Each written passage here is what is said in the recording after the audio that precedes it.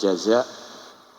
Acara berikutnya adalah sekilas riwayat hidup atau manaqib Abuya yang akan disampaikan oleh Kiai Haji Zubair Abdul Aziz dari Surabaya, yang mana beliau adalah salah satu dari alumni Abuya Sayyid Muhammad bin Alawi Al-Maliki. Kepada beliau kami haturkan.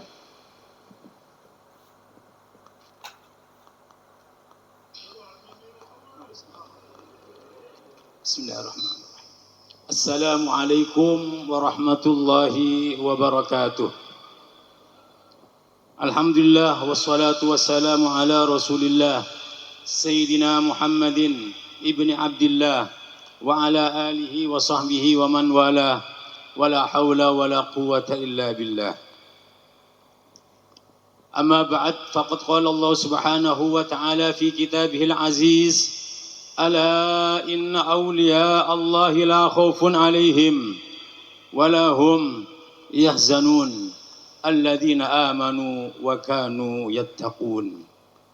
Wa qala an-nabiy sallallahu alaihi wasallam: Man adali waliyan faqad adantuhu bil harb aw kama qala. Para hadirin wal hadirat yang saya muliakan, wabil khusus Romo Kiai Haji Umar Toha yang saya taati, mudah-mudahan oleh Allah Subhanahu wa taala dipanjangkan umurnya dalam keadaan sehat walafiat dan penuh dengan istiqomah. Amin Allahumma amin. Dan kepada para habaib, para ulama, para pejabat pemerintah baik sipil maupun dari militer dan Polri yang saya tidak bisa menyebut satu persatu, namun saya tidak mengurangi rasa hormat kami kepada beliau-beliau yang mudah-mudahan oleh Allah Subhanahu wa taala selalu dalam lindungannya dan bimbingannya. Amin Allahumma amin.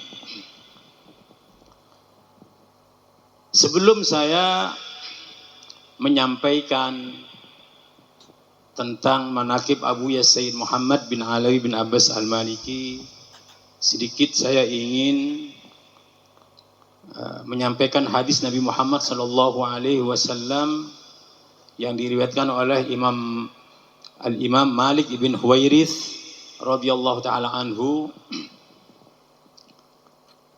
Ketika Nabi Muhammad sallallahu alaihi wasallam naik ke atas mimbar pada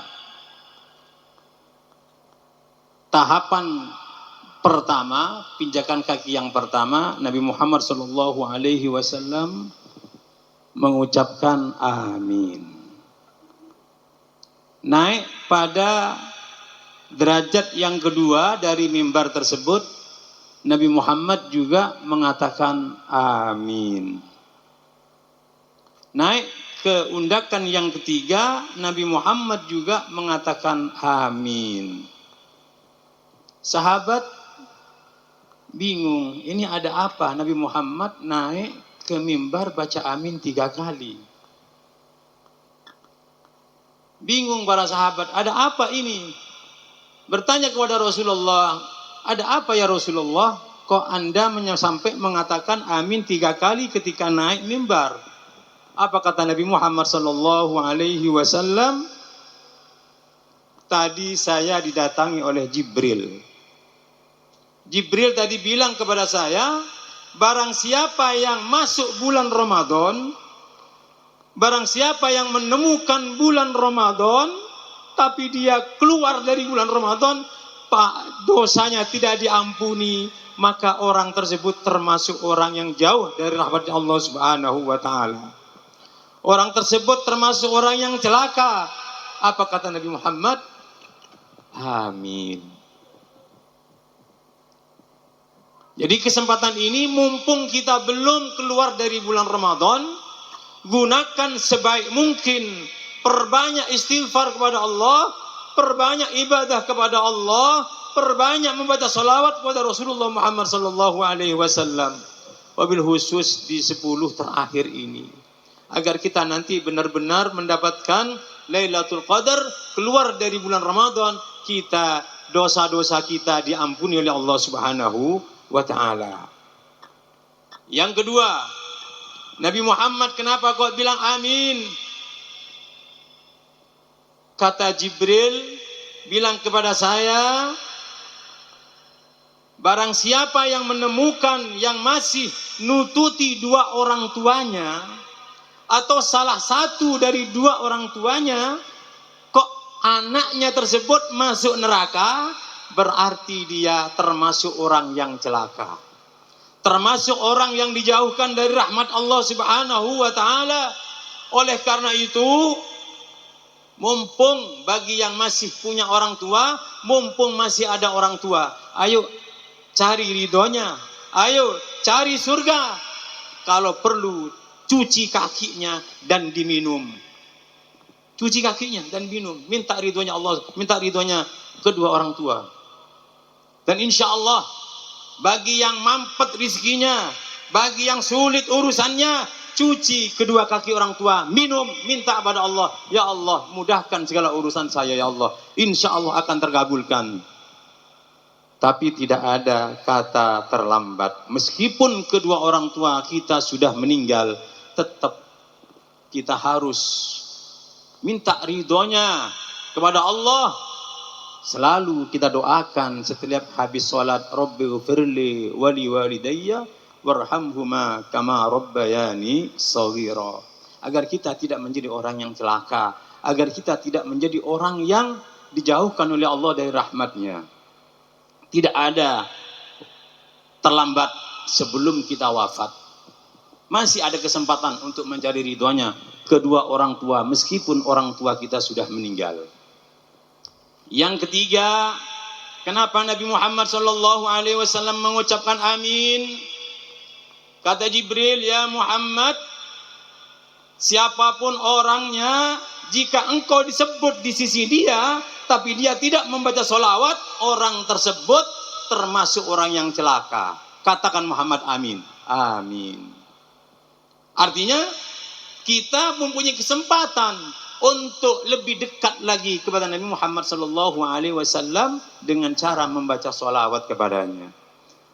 Oleh karena itu, gunakan kesempatan-kesempatan yang baik untuk selalu digunakan supaya kita benar-benar ditulis oleh Allah, ditetapkan oleh Allah termasuk orang-orang yang mendapatkan rahmatnya. Amin Allahumma amin. Alhamdulillah, kita oleh Allah Subhanahu wa taala ditakdirkan untuk hadir di tempat yang mulia pada saat yang mulia untuk memperingati haulnya orang yang mulia, yaitu Abuya Sayyid Muhammad bin Alawi bin Abbas Al-Maliki. Abuya Sayyid Muhammad bin Abbas Al-Maliki bin Alawi bin Abbas Al-Maliki, salah satu walinya Allah Subhanahu wa taala. Waktunya tidak ada kecuali untuk sholawat kepada Nabi Muhammad. Buka majelis. Bila mana ada santri baru, wajib membaca sholawat 10.000. Untuk apa? Untuk membersihkan hati supaya dia benar-benar menjadi orang yang mudah mendapatkan pelajaran dari beliau. Supaya dia peka, supaya dia gampang mendapatkan kebaikan-kebaikan yang ada di majlis-majlisnya Abuya Sayyid Muhammad Alawi Al-Maliki. Pada satu saat Abuya Sayyid Muhammad bin Ali bin Abbas Al-Maliki ketika membuka majlis pengajian, ada salah seorang dari Sudan, orangnya hitam. Ketika Abuya mengajar di majlis, orang tersebut mempunyai keretek dalam hati. Ya Allah, Abuya Sayyid Muhammad gagah, ganteng, betapa gantengnya kakeknya. Kalau cucunya seperti itu, bagaimana dengan kakeknya? Seperti apa gantengnya kakeknya, tampannya kakeknya? Lain pula beliau Abuya Sayyid Muhammad memakai jubah yang gagah, imamah yang luar biasa. Seandainya saya mempunyai imamah seperti Sayyid, seandainya pakaiannya Sayyid dikasihkan kepada saya, betapa bahagianya saya. Itu salah satu orang yang hadir di majlisnya. Subhanallah, ketika pengajian sudah selesai, Itu orang salaman, orang tadi orang Sudan salaman dan pergi. Dipanggil oleh Abu Ya, tolong panggil orang itu. Dipanggil. Subhanallah, imamahnya, serbannya dikasihkan kepada beliau dan jubahnya diberikan kepada beliau. Subhanallah, dia nangis-nangis. Engkau adalah wali, engkau adalah wali, engkau tahu apa yang ada dalam hati saya. Nangis, tapi oleh Abu Ya enggak dihiraukan. Oleh Abu Ya tidak dihiraukan, tawadu'an minhu. Subhanahu, Masya Allah subhanahu wa ta'ala. Allah subhanahu wa ta'ala memberi keramat yang luar biasa kepada beliau. Dan beliau salah seorang wali yang tahu kerenteknya hati murid-muridnya. Ada salah seorang kiai dari Probolinggo, tepatnya di pondok pesantren Genggong ya. Namanya Kiai Saiful Islam. Itu dulu ketika mondok, setiap hari dipukul oleh Sayyid. Tiap hari dipukul. Sampai dia mempunyai perasaan begini kepada Abu Ya. Masa Sayyid ini wali? Katanya orang Abu Ya itu wali. Masa ada wali suka mukul? Di Jawa itu wali tidak suka mukul. Ini kok suka mukul? Abu Ya Sayyid Muhammad memang suka mukul pada santrinya, tapi mukulnya bukan karena galak, bukan karena beliau kereng, tidak. Beliau itu mukul karena apa? Gemes. Setiap ada murid, ada depannya Abu Ya lewat, ada murid depan pasti dipukul. Kenapa? Karena gemes, bukan karena beliau galak, tidak, gemes. Suatu saat dia mempunyai perasaan, wali itu di Jawa nggak suka mukul. Ini katanya wali kok suka mukul, saya sakit tiap hari dipukul. Subhanallah, keesokan harinya Abu Ya manggil Kiai Saiful Islam. Ta'al, inta jaddid imanak. Kamu punya iman, kamu perbarui. Ayo, bilang, la ilaha illallah. La ilaha illallah. Muhammad Rasulullah. Muhammad Rasulullah. Sayyid Muhammad waliullah. Langsung. Nyambung. Katakan Sayyid Muhammad waliullah. La ilaha illallah, kata dia. Ya Allah, berarti beliau itu adalah wali-wali betul. Sampai kerenteknya hati saya nyambung. Ada salah satu kiai juga yang sekarang ada di Lamongan. Kiai Ali Imron yang ada di Parengan. Iya, Parengan. Iparnya Abi Ihya Ulumuddin. Abu Ya ini kalau di kamar nyetel TV. Tapi bukan untuk dilihat, untuk senang-senang kayak kita nonton TV itu, bukan. Abu Ya nonton TV hanya sekedar melihat berita, mendengarkan berita saja. Katanya Kiai Ali Imron, Abu Ya ini katanya orang alim, kata orang muhaddis, bahkan ada yang mengatakan beliau adalah wali, kok suka nonton TV? Langsung malam harinya beliau, Kiai Ali Imron, bertemu dengan sahabatnya Rasulullah Muhammad SAW, yaitu Sayyidina Abu Bakar As-Siddiq. Beliau salaman, kamu siapa namanya? Ali Imron. Kamu ngaji di mana? Sayyid Muhammad. Antum siapa? Saya sahabat Nabi Abu Bakar. Masya Allah, langsung salaman. Setelah salaman, kamu ingin nggak ketemu Rasulullah, melihat Rasulullah? Oh iya, saya kepingin. Betul. Kalau engkau ingin ketemu dan melihat Rasulullah, itu di tembok ada lubang ventilasi. Kamu naik, kamu tengok, di situ di belakang tembok itu ada Rasulullah Muhammad SAW. Akhirnya Ustaz Ali Imran naik, ditengok lihat lubang tersebut, Rasulullah sedang nonton TV bersama Abu Ya Sayyid Muhammad bin Alawi Al-Maliki. Coba, kalau bukan wali, masa bisa begitu? Ini orangnya masih hidup. Kiai Ali Imran. Ketika sholat subuh, Abu Ya langsung begini, Ustaz Ali Imran lewat, begini. Apa artinya? Ojo kondo-kondo wong. Loh, sampean kok tahu saat kalau jangan kondo-kondo uang kok sampean tahu? Uskut, diem, jangan bilang-bilang orang. Kalau Jangan bilang-bilang orang sampean kok tahu. Karena beliau menceritakan sebelum disuruh oleh Abuya untuk uskut. Sebelum Abuya begini, beliau sudah cerita sama teman-teman. Masya Allah, tabarakallah. Dan Abuya Sayyid Muhammad bin Ali bin Abbas Al-Maliki rahimahullah termasuk orang hidup ketika beliau sakit diobati oleh orang yang sudah wafat. Ditolong oleh orang yang sudah wafat. Dan ini pernah dialami oleh Rasulullah Muhammad sallallahu alaihi wasallam. Jadi kalau ada orang sebelah, wah nggak ada. Seperti itu nggak ada itu. Yang orang yang tidak mau tahlil, tidak mau apa, tidak mau maulid, orang sebelah. Itu maaf ya, karena mereka tidak punya wali. Ya, karena mereka tidak punya wali. Abuya pernah dulu sakit, tangannya ini nggak bisa menggenggam. Sayyid Muhammad tangannya tidak bisa menggenggam, berbulan-bulan tidak sembuh-sembuh. Dari dokter ke dokter, dari rumah sakit ke rumah sakit, nggak sembuh-sembuh. Hubabah, yaitu ibunya, Asy-Syarifah, Fatimah bintu Abdul Wahhab Al-Baghdadiyah Al-Jailaniyah. Jadi ibunya Abuya ini dari keturunan Syekh Abdul Qadir Al-Jailani. Tapi kalau abahnya dari Maulana Idris, dari Maruku sana. Al-Hasani. Ibunya dari Syekh Abdul Qadir Jalani, kalau ayahnya dari Al-Idrisi, Maruku. Ketika Abuya sakit, tidak kunjung sembuh, ibunya ini tidur bermimpi bertemu dengan Syekh Abdul Qadir Al-Jalani radhiyallahu taala anhu.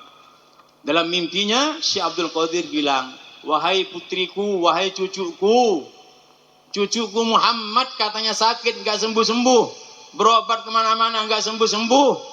Bilangin ke Muhammad biar datang ke Baghdad, saya yang akan mengobatinya." Ini pesannya siapa? Syekh Abdul Qadir Al-Jailani melalui ibunya dalam mimpinya. Setelah bangun, ibunya tadi memberitahu kepada Abuya Sayyid Muhammad Alwi Al-Maliki, "Wahai putraku Muhammad, tadi malam kakekmu datang ke saya.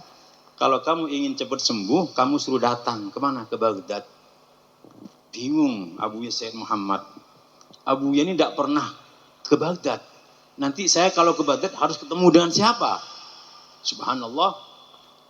Abuya berkemas-kemas, mempersiapkan diri, koper, pakaian, dan lain sebagainya.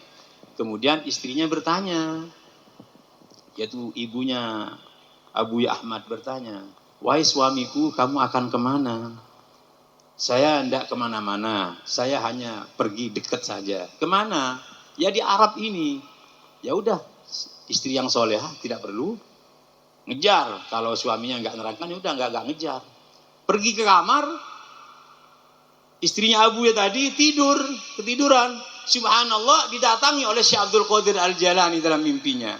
"Wahai putriku, kamu jangan khawatir.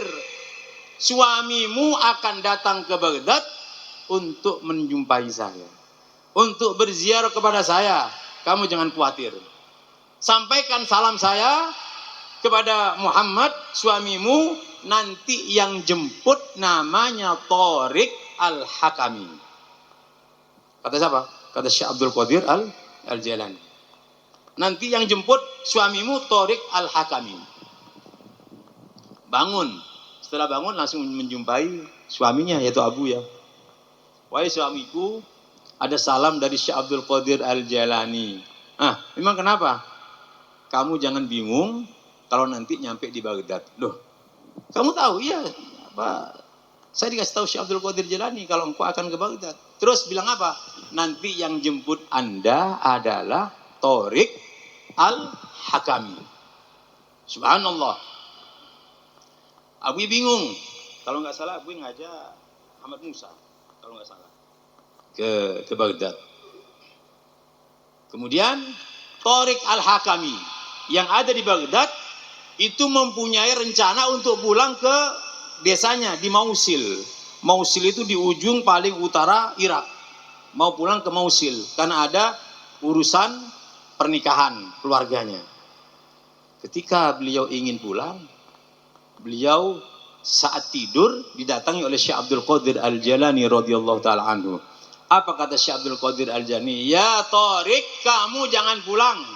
Kamu jangan kemana-mana. Tolong cucu saya Muhammad bin Alawi Al-Maliki Al-Hasani Al-Hashimi akan datang ke Baghdad, engkau yang jemput. Namanya Muhammad bin Alawi Al-Hashimi Al-Maliki. Akhirnya beliau tidak pergi pulang. Tidak pergi pulang. Subhanallah, pada waktu Abuya datang ke Baghdad, turun dari pesawat ke bandara, langsung ada seorang bilang, "Ahlan wa sahlan, hal anta Muhammad Alawi Al-Hashimi?" "Aywa na'am, saya Muhammad Alawi Al-Hashimi." "Hal anta Tariq Al-Hakami?" "Aywa na'am, ana Tariq Al-Hakami." Coba lihat. Kalau bukan wali, tidak mungkin bisa, kata orang, la ya'riful wali illa al-wali. Tidak ada yang mengetahui wali kecuali sama-sama walinya. Ada yang mengatakan wali, lafadz wali yang kedua itu adalah Allah Subhanahu wa taala. La ya'riful waliya illa al-waliyu, yaitu Allah Subhanahu wa taala. Akhirnya ketemu pergi ke hotel, setelah ke hotel habis sarapan diantar ke makamnya Syekh Abdul Qadir Al-Jailani. Diantar ke situ, Rasul Abuya ziarah, membaca doa kepada Allah Subhanahu wa taala, minta kepada Allah Subhanahu wa taala, bertawassul kepada Allah melalui Syekh Abdul Qadir Al-Jailani. Subhanallah, setelah selesai Abuya pulang ke hotel. Keesokan harinya Abuya berangkat pulang ke Mekah. Ketika naik pesawat, tangannya yang tadi tidak bisa menggenggam, ketika beliau naik ke tangga pesawat, beliau sudah bisa menggenggam besi yang ada di tangga pesawat. Tapi beliau belum merasa kalau dirinya sudah sembuh. Belum merasa, lupa. Begitu nyampe di mana? Nyampe di Mekah, salaman sama kepada ibunya, disalam. Loh, nak, kamu kok bisa genggam tangan saya? Iya mah, nggak tahu, kok sembuh ini. Nah, ini siapa yang mengobati? Syekh Abdul Qadir Al-Jailani. Dan ini pernah dialami oleh Rasulullah Muhammad SAW ketika Rasulullah Muhammad SAW Isra dan Mi'raj. Dulu Nabi Muhammad diberi kewajiban untuk sholat 50 waktu. Ketika turun, ketemu dengan siapa? Dengan Nabi Musa. Pertanyaannya, Nabi Musa sudah wafat apa belum? Saat itu sudah wafat. Berarti orang yang sudah wafat bisa membantu orang yang masih hidup dengan izin Allah Subhanahu wa taala. Kalau bukan berkat pertolongannya Nabi Musa, kita ini setiap kurang dari setengah jam harus melaksanakan sholat. Kurang dari setengah jam harus sholat. Kurang dari setengah jam harus sholat. Kapan kita bekerja? Kapan kita akan masak? Kapan kita akan makan? Kapan kita akan pergi? Alhamdulillah, berkat pertolongannya Nabi Musa yang sudah wafat, menolong Nabi Muhammad dan umatnya, akhirnya 50 waktu menjadi 5 waktu. Alhamdulillah. Abuya Sayyid Muhammad Alwi Al-Maliki Al-Hasani. Ini tadi saya sebutkan sering mukul muridnya. Sekali lagi, mukulnya beliau karena gemes. Bahkan Abuya ini dulu pernah saya alami, ya, saya sendiri yang alami. Saya pernah ditusuk dengan sucennya sate 20 biji. Ini di leher saya. Ditusuk dengan dengan sujen sate 20 biji, 20 sunduk. Subhanallah, saya tidak merasa sakit dan tidak keluar darah. Padahal Abuya ketika mukul itu sangat keras. Tapi kenapa kok nggak sakit? Mungkin saya tidak sakit karena saking takutnya. Karena saking takutnya. Dan tidak keluar darah itu keramatnya Abuya, bukan keramat saya. Tidak keluar darah sama sekali. Dan saya juga pernah dipukul dulu mulai dari kaki sampai ke kepala. Itu enggak sakit. Sekali lagi, itu karena rasa takut saya sehingga sakitnya tongkat tidak terasa sakit. Saya juga dulu pernah ditunjuk sama tongkat. Ini dada saya. Ketika Abuya nengok salah seorang santri yang lama enggak sholat jamaah karena sakit.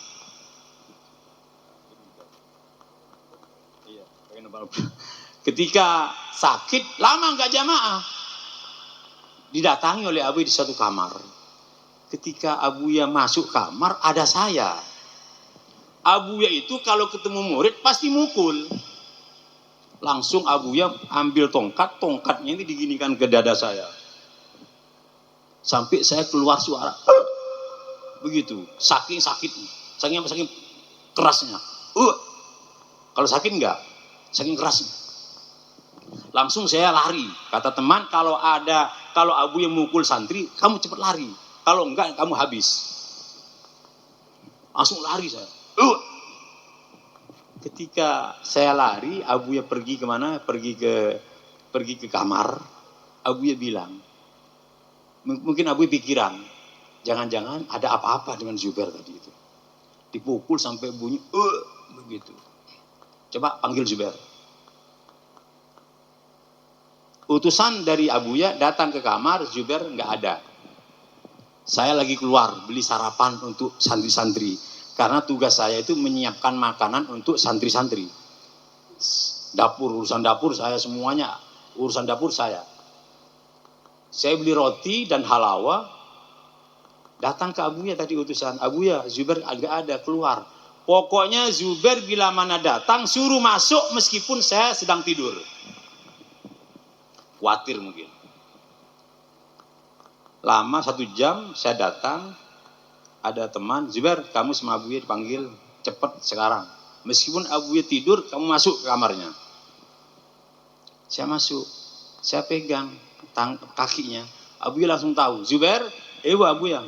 Langsung bangun Abuya. Bangun. Kif halak? Thayyib Abuya.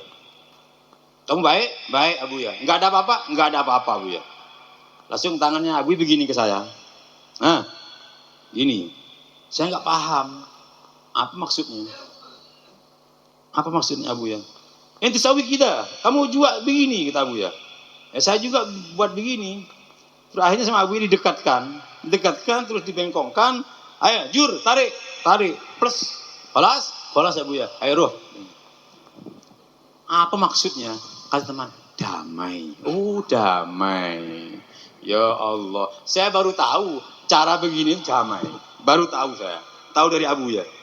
Masya Allah, Abuya luar biasa. Kalau mendidik santrinya itu kadang-kadang kayak temannya, ya kayak anaknya, ya kadang-kadang takut.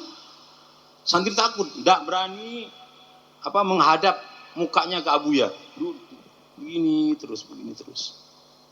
Dan alhamdulillah pada suatu saat saya pernah dipanggil oleh Abuya Syekh Muhammad Ali Al-Maliki untuk mijet mulai jam 10 sampai jam 2. Dan mijet harus keras. Tangan saya sampai tak gini-gini kan itu sampai kemang di sini. Mulai jam 10 sampai jam 2 malam. Berapa jam itu? 4 jam. Begini terus. Ya Allah, Abu Huzu zenas. Ayo gerakan kayak orang. Tak gini. Ya Allah, Abu kok nggak tidur, capek kayak ini. AC 2 itu menurut saya panas. Kenapa saya berkeringat? Saya begini, saya dulu mendapatkan ijazah dari abah saya. Ayat kursi dibaca untuk apa saja. Saya mencoba nyuwuk Abuya. Abuya tak suwuk, ben cepet tidur. Kenapa? Karena saya capek. Ini kembang.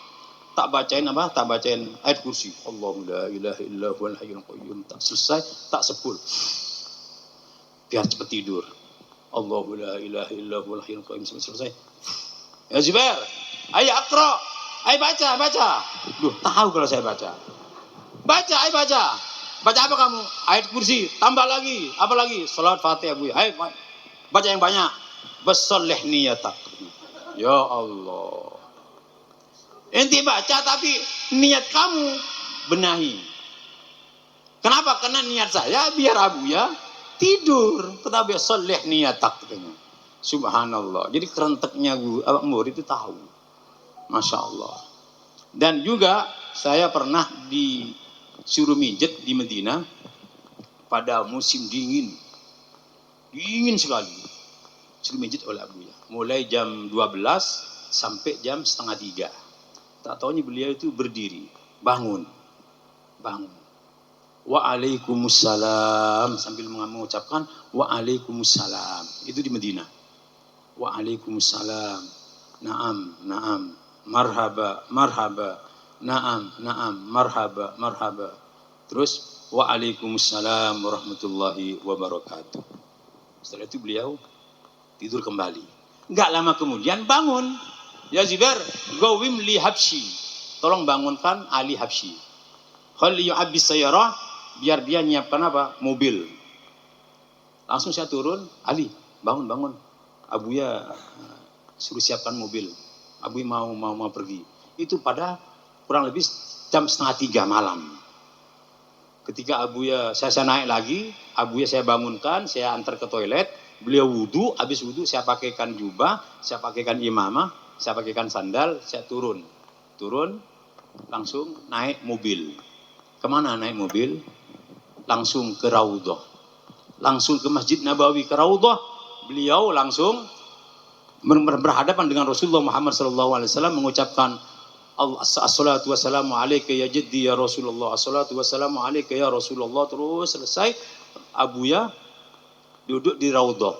Ketika Abuya duduk di Raudhah, kepalanya dilepas, imamanya dilepas. Saya suruh duduk depannya. Kenapa kok dilepas? Kalau enggak dilepas nanti semua orang tahu kalau beliau adalah Sayyid Muhammad Alwi Al-Maliki. Kalau nanti tahu semuanya, orang akan menggurumi beliau. Nanti bisa menjadi gaduh nanti di Masjid Nabawi itu. Abu enggak mau. Dilepas imamanya, taruh depan, saya disuruh duduk di depannya. Selesai sholat subuh, beliau langsung ke Uhud, ziarah ke Sayyidina Hamzah radhiyallahu taala anhu. Setelah dari Sayyidina Hamzah, beliau pulang. Apa katanya Abu ya? Ya Zubair, kamu tahu tadi malam? Enggak tahu Abu ya. Jani jaddi wa anta jambi. Jani jaddi wa anta jambi. Tadi malam itu yang datang Rasulullah. Kamu alhamdulillah, kamu ada di samping saya. Tapi saya tidak tahu siapa yang datang. Kenapa? Karena saya bukan wali. Nah, dari mana saya bisa tahu? Tapi Abu bilang, Jani jaddi wa anta jambi. Tadi malam kakek saya datang, kamu kebetulan ada di samping saya. Inti harus berterima kasih. Alhamdulillah. Ya, pada saat itu Abu ya ketemu dengan Rasulullah Muhammad sallallahu alaihi wasallam. Dan masih banyak manakib Abu ya Sayyid Muhammad Alwi Al-Maliki yang akan saya sampaikan, namun karena waktu mohon maaf sampai di sini. Mohon untuk cukup. Mudah-mudahan semuanya tidak meninggalkan tempat kecuali dosa-dosanya diampuni oleh Allah Subhanahu wa taala dan semua hajatnya dikabulkan oleh Allah Subhanahu wa taala. Amin Allahumma amin. Wa hadza wal afu minkum. Wassalamu alaikum warahmatullahi wabarakatuh. Jazakumullah ahsanal jaza kepada beliau Al-Mukarram Kiai Haji Zubair Abdul Aziz.